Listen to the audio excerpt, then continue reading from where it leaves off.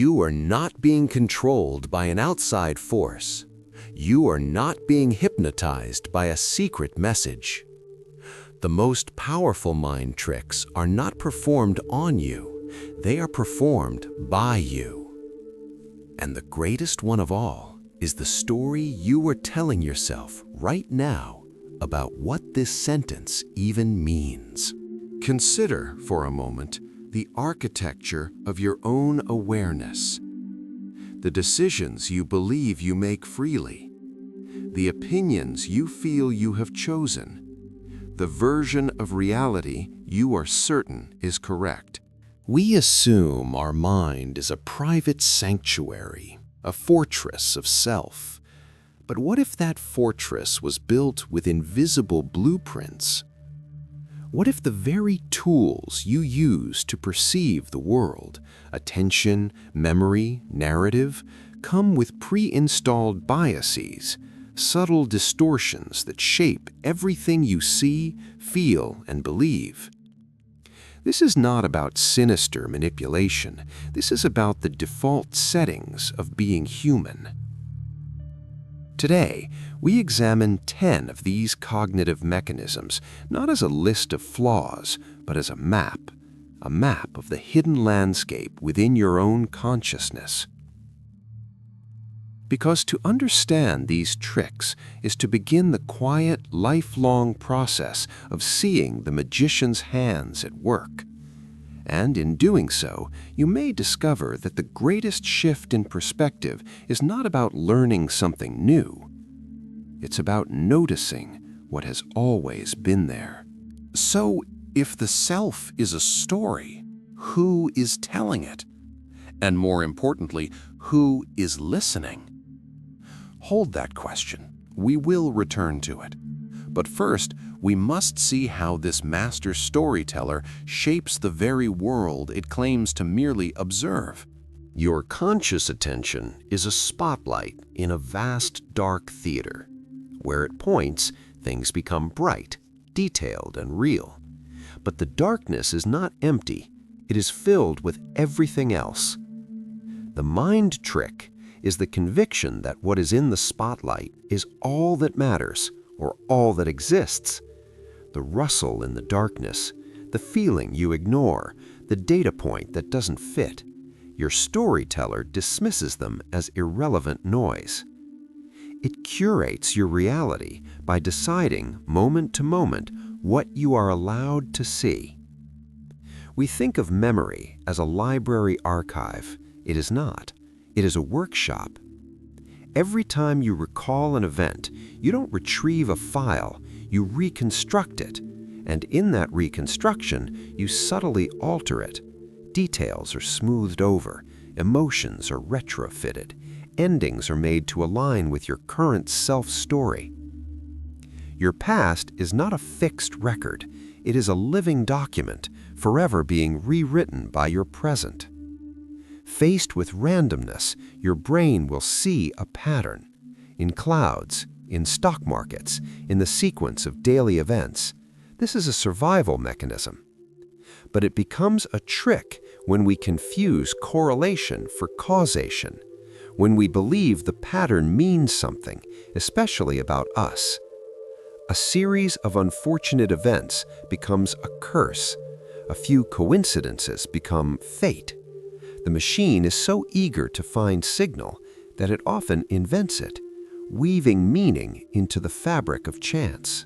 Once your narrative has a theme, your mind becomes its dedicated research assistant. It seeks out, remembers, and prioritizes any information that confirms what you already believe. Contrary evidence is filtered out, dismissed, forgotten. This is why beliefs harden, not because they are true, but because they are your story's truth. The world, through this lens, becomes a continuous proof of your own preconceptions. Your storyteller knows your own context intimately, your stresses, your pains, your reasons. For others, it only has the script of their actions. When you are hungry and snap, you understand the cause. I'm stressed. When someone snaps at you, their action is the whole story. They are rude. We judge others by their behavior and ourselves by our intentions. This gap is the invisible architect of most human conflict. You feel your emotions are written on your face. You believe your anxiety is obvious to everyone in the room. This is the illusion of transparency. Your inner world feels so vivid, so all-consuming that you assume it is broadcasting. It is not. Most people are trapped in their own spotlight of attention, focused on their own performance. The unsettling truth is this: you are far more invisible than you feel. And so is everyone else. Take a breath. Consider just one of these mechanisms. Can you see its quiet influence in a recent thought, a recent judgment you made? The awareness alone is the first and only necessary step. You're not fixing a flaw. You're observing a process. Here we arrive at the central paradox. All these tricks, the narrative, the spotlight, the pattern making, they evolved for a reason. They are efficient. They help us navigate an impossibly complex world. They reduce cognitive load. They provide coherence and a sense of control. To be completely free of them is not the goal. It would be paralyzing. The paradox is this: these mechanisms are both necessary for our sanity and the primary source of our delusion. They are the prison and the sanctuary. To see them clearly is to live in the tension of that contradiction. This brings us back to the question we held. If the self is a story, and the storyteller is biased, then what are we? The answer is not a simpler, truer story. The answer might be in the space between the words. You tell a story about who you are, your personality, your capabilities, your limits. I am shy. I am bad at math. I am this kind of person. This story crystallizes into an identity, and then your mind works tirelessly to keep you in character. Opportunities that challenge the script are framed as threats. The fixed self is a trick of time. It mistakes a snapshot for the entire film. You move through life wearing costumes, professional, parental, social. The trick is not wearing them, it is forgetting you have them on. You start to believe the costume is your skin, that you are your job title, your relationship status, your social mask. When the role changes or is removed, a crisis of identity occurs. But the crisis is only for the storyteller who has lost its favorite character. An emotion arises, anger, sadness, joy, and the storyteller immediately weaves a justification for it. I am angry because of what they said. This feels undeniable. But often, the emotion comes first, a biochemical tide. The story is fabricated to give it meaning, to make it belong to the narrative. You are not feeling anger because of the story. You are inventing a story because of the feeling. This is perhaps the most intimate trick of all, believing every emotional narrative your mind produces. So, where does this leave us? trapped? Fated to be puppets of our own cognitive machinery?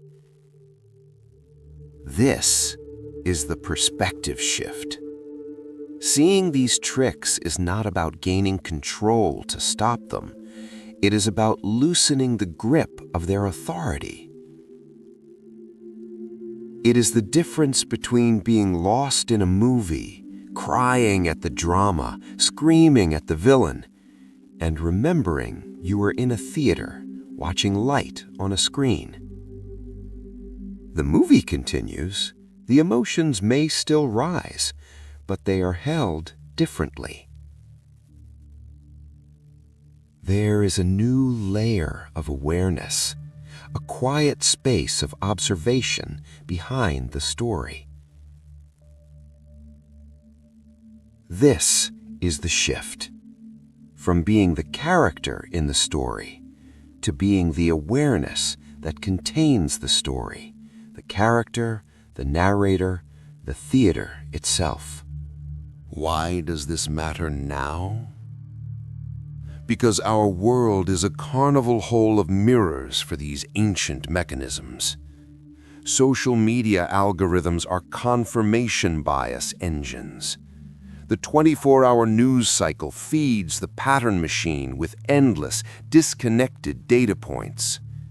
We curate external narratives of our lives that reinforce the fixed self. We are not being brainwashed by new technology.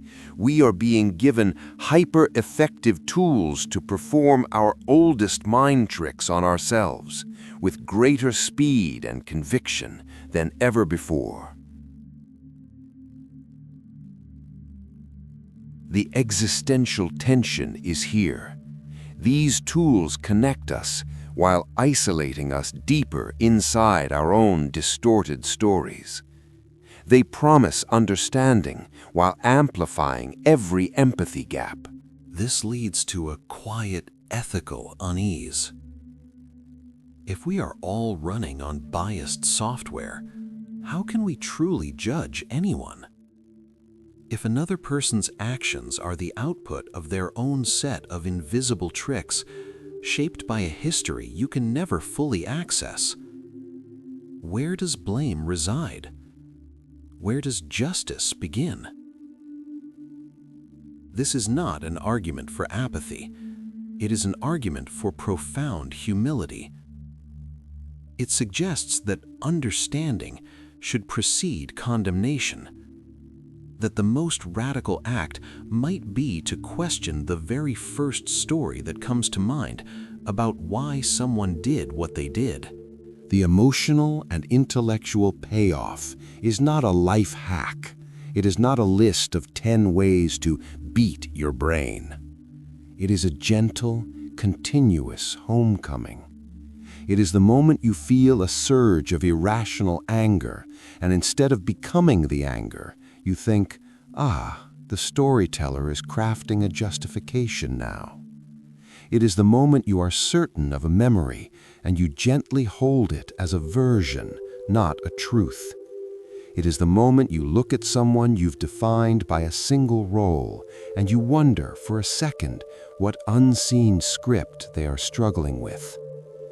This is the practice, not eradication, but recognition. You begin to fall for the tricks less.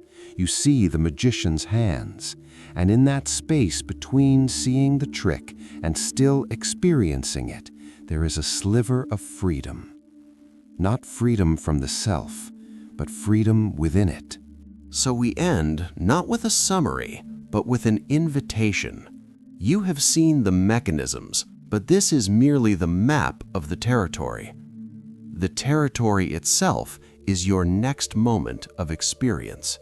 The next time you feel certainty, the next time you make a snap judgment, the next time you tell yourself a story about who you are or what your life means. The real exploration begins now, in the quiet theater of your own awareness. What will you notice now that you know what to look for? Thanks for watching. Subscribe, like, share, and comment. See you in the next.